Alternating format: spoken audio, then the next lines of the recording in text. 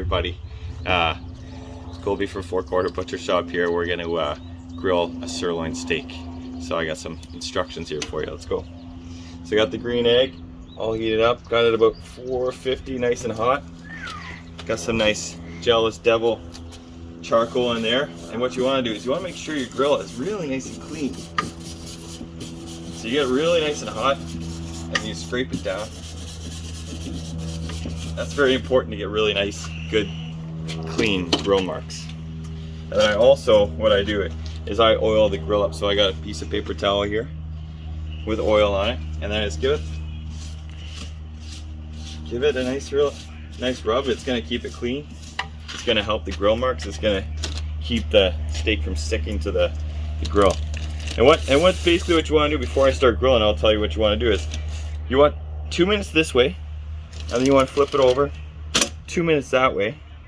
And once that's done, flip it over 2 minutes this way and 2 minutes that way. And that's what's going to get you the nice grill mark. So let's start it up. Now that's 2 o'clock. I'll close the lid and we'll check it out in 2 minutes. Okay. All right. All right, pause it.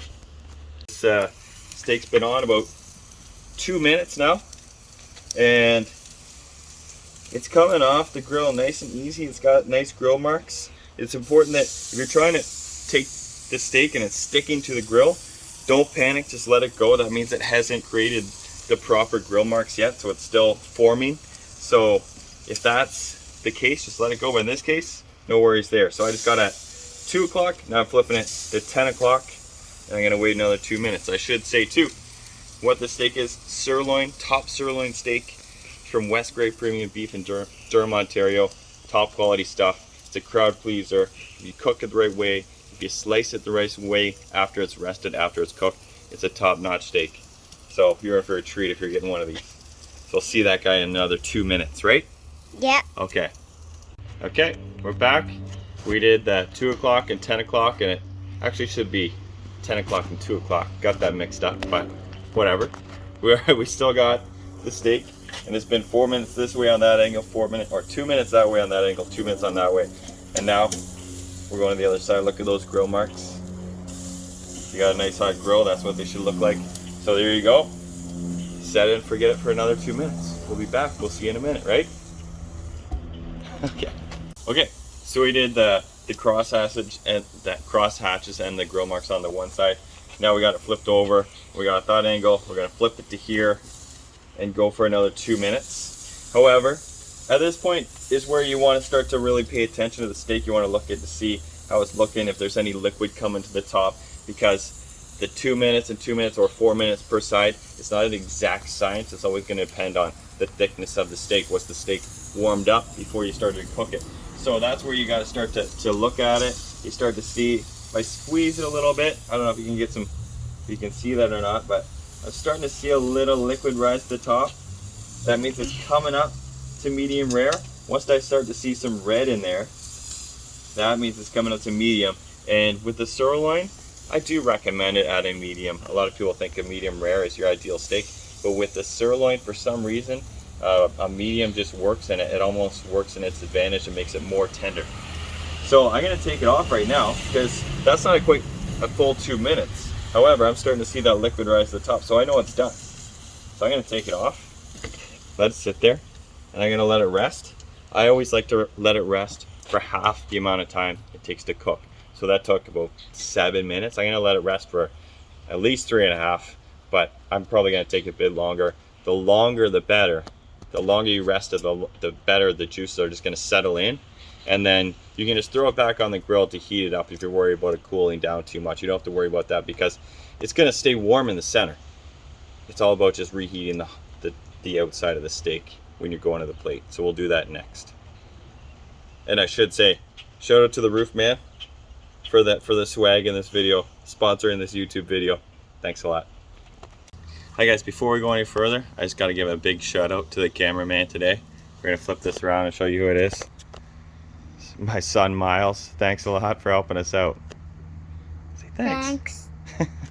All right, here we are. Going to the plate or the cutting board with the sirloin. Here, It's been resting for actually about half hour. One of my sons was doing a Zoom Kung Fu class at Waterloo Kung Fu Academy. If you don't know who they are, go check them out. Great company in Waterloo. Doing a great job with the whole pandemic and transitioning to Zoom. But anyways, let's get down to business. We got the steak. Like I said, it's been resting for a lot longer than 5 minutes, but that's fine. You don't have to panic.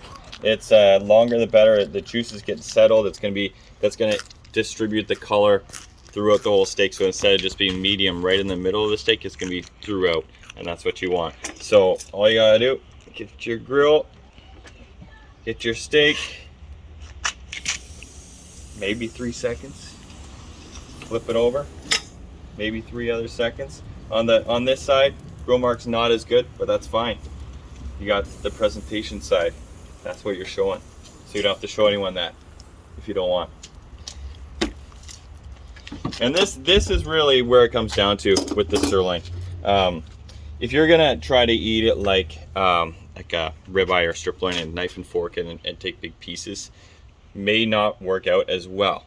However, if you let it rest properly and you slice it nice and thin like so, it's gonna be fantastic.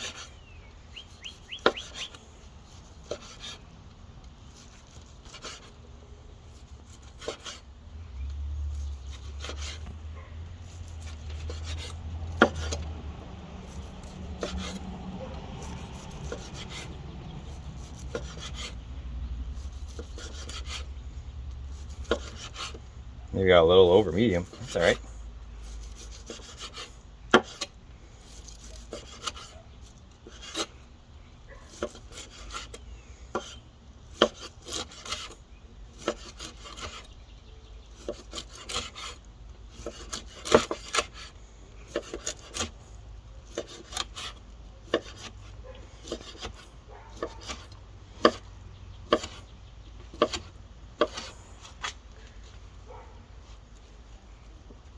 There you go. Maybe you got a little over medium, but I think it's still going to be good.